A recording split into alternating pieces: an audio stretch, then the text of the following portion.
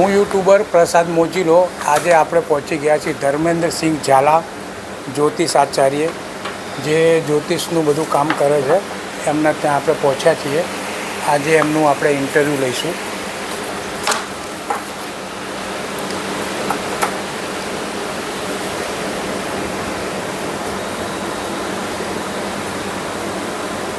બાપુ જય માતાજી. જય માતાજી, જય માતાજી, જય માતાજી. બાપુ તમારા વિશે મને જાણ મળી, બરાબર છે. તમારા દરબારોની અંદર મોસ્ટલી બધા પોલીસ ખાતામાં હોય છે, રાજનીતિમાં હોય છે, મિલિટરી ડિપાર્ટમેન્ટમાં હોય છે, પણ મને આ નવાઈ લાગી કે તમે જ્યોતિષની અંદર છો દરબાર થઈને. મને પહેલી વખત આમ એવું લાગ્યું, એટલે હું પોતે પ્રસાદ મોજીલો યુટ્યુબર તમારું ઇન્ટરવ્યૂ લેવા માટે આવ્યો છું. Very good, very good. મને બી આનંદ થયો.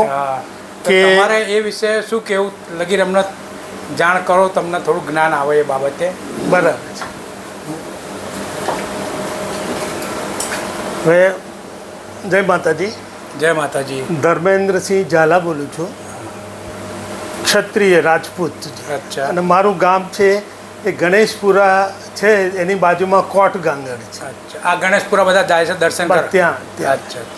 અને એ કોટ ગાંગડ હું 17 વર્ષ નાનપણ મારું ત્યાં ગયો અને ખેતીવાડીમાં ગયો. બરાબર. 17 વર્ષ પછી હું અમદાવાદ આવી. અચ્છા.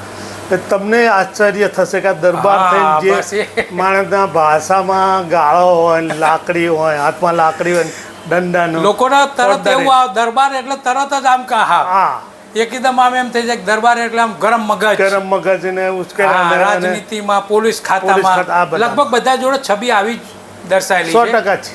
હા. ક્ષત્રિયોને પહેલા તો રાજા દરબાર, જે ક્ષત્રિયો રાજા થતા ને દરબાર, અને એની પાછળ જે પ્રજા જે છે ને એ બી સૈનિકો જ હતા. દરબારો જે છે એ સૈનિકો જ હતા જે છે. હવે એની અંદર જે છે એક બહુ જ ઓછા માણસો જે હોય કે ભાઈ વાણિયા જેવા હોય. હા, વાત સાચી તમારી. હા, મારું વતન છે કોટ, એની અંદર કોટની અંદર જે છે ને એ બધા વાણિયાઓ વધારે છે. બરાબર. અને વાણિયા મારા મિત્ર હતા. અને હું વાણિયાઓ સાથે ભણેલો. અમારું બરાબર ડીજે વાઘેલા હાઈસ્કૂલ છે ને એની અંદર 50% જેવું વાણિયા અને 50% દરબાર બીજી જે જ્ઞાતિ બધી થઈ. સરસ. એટલે મારી ભાષા અને મારો સ્વભાવ જે છે વાણિયા જેવો થઈ ગયો. બરાબર. આપણે જે કહો છો ને, એટલે આ લાઈફમાં આવું બહુ અજંબો છે જે અચાનક જે છે. હવે રહી વાત જે આપણે કહ્યું કે ભાઈ આ જ્યોતિષમાં ક્યાંથી આવ્યા. હા. હવે જ્યોતિષ શાસ્ત્ર જે છે એ સમજો કે બ્રાહ્મણોનું શાસ્ત્ર, ગુરુ જ્ઞાન ને એનું જે છે. બરાબર. હવે હું જ્યોતિષમાં પહેલાં તો માનતો જ નહોતો બિલકુલ. બરાબર. જ્યોતિષમાં શ્રદ્ધા નહીં, માનતો નહીં. કોઈ બ્રાહ્મણ કે ગુરુ હોય તો ખાલી પતે એમ કે ચલો જ્યોતિષ જન્માક્ષર જોત તો ભાગી જાઉં. હું એમાં માનતો નથી. હું કર્મમાં માનું છું. આપણે કામ કરીએ એનું ફળ મળે અને મળે. એટલે હું કર્મમાં માનતો તો જ્યોતિષમાં માનતો નથી. તમને એમ થશે કે આ જ્યોતિષમાં ક્યાંથી આવી ગયા પાછા. હા, બસ મને આમ જ્યારે મેં વાંચ્યું ને જોયું ને એટલે મને ઘણા લોકોએ કીધું. પછી મને એવું થયું કે હું પોતે તમારું ઇન્ટરવ્યૂ લઉં કે આ બાબતે તમારું શું કહેવું અને આ વસ્તુ બની કેવી રીતે. હવે એમાં એવું છે કે હું જે છે એ જ્યોતિષમાં માનતો જ નહોતો બિલકુલ. અને હું ભણી રહ્યો પછી મેં મારો એક ભાઈબંધ છે પટેલ કરીને છે, એની સાથે મેં ટ્રાન્સપોર્ટનો ધંધો કર્યો. અચ્છા. એટલે મને એક બે જ્યોતિષોએ એવું કહ્યું અને જાણીતા માણસોએ કે ભાઈ તમે ભાગીદારીમાં ધંધો કરો છો તો તમને સત્સેક નહીં સદે, અને આ ટ્રાન્સપોર્ટનો ધંધો સત્સેક નહીં સદે. એટલે મેં એમને જવાબ આપ્યો. જો મેં કીધું હું સારો છે, મારો મિત્ર સારો છે, એકબીજા ઉપર વિશ્વાસ છે, એટલે ભાગીદારીમાં કોઈ તકલીફ થવાનો પ્રશ્ન જ નથી આવતો. બરાબર. એટલે અમે અને એનો ટ્રાન્સપોર્ટનો ધંધો આણંદમાં ચાલતો હતો. એટલે એના કાકાની ટ્રકો હતી, એની સાથે અમારી ટ્રક એક લીધી અને એમાં અમે જોઈન્ટ થઈ ગયા. પછી અમે ધંધો ચાલુ કર્યો. બરાબર.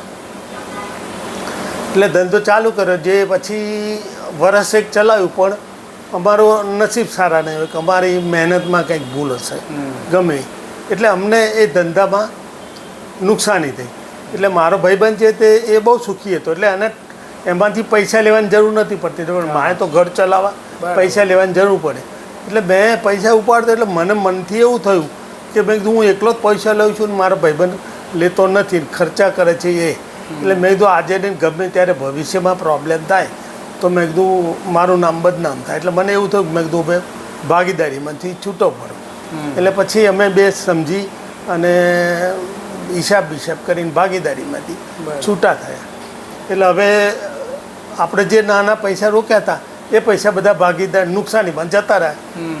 પછી હું મિસિસ સાથે બેઠો, મેં કીધું કરીશું શું આપણે, આપણી પાસે તો પૈસા છે નહીં, બરાબર, એટલે નોકરી કરવી પડશે મને લાગે. તો મિસિસ કે હા કોઈ જગ્યાએ નોકરી શોધી લો.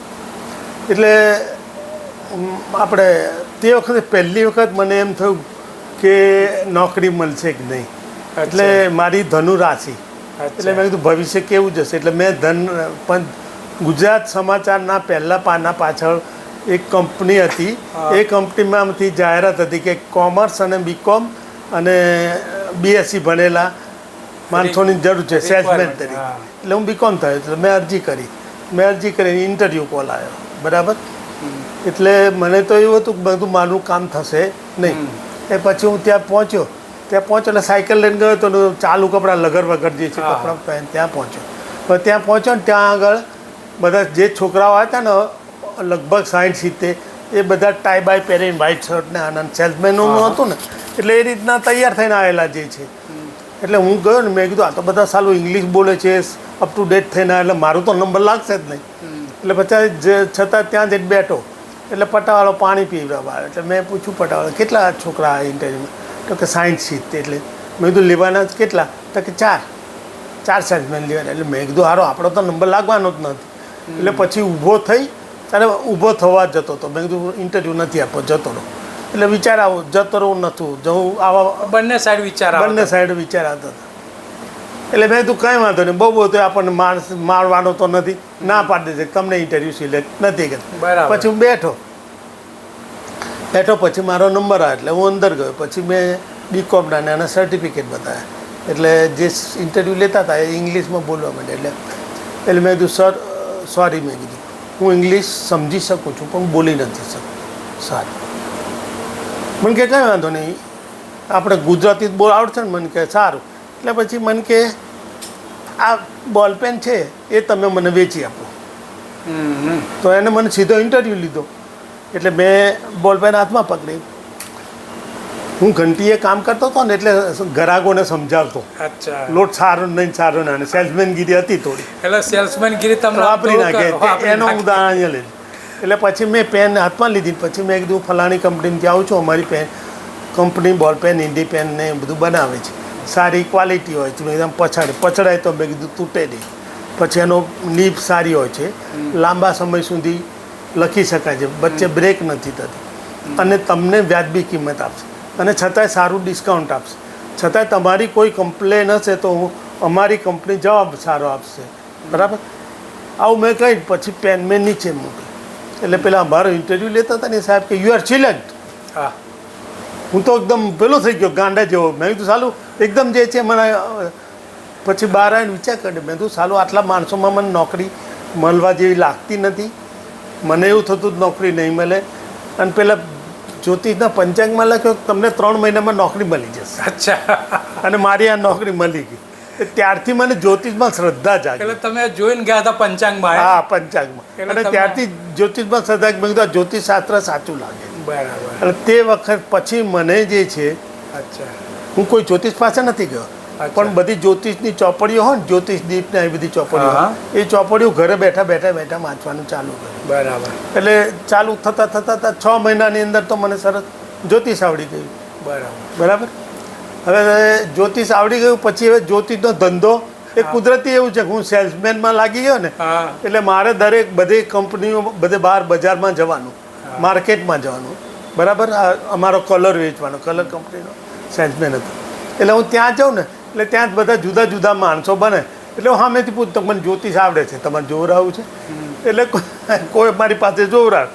અને પછી હું જ્યોતિષ એનું જોતો, એમાં બધું થોડું સાચું પડતું ગયું.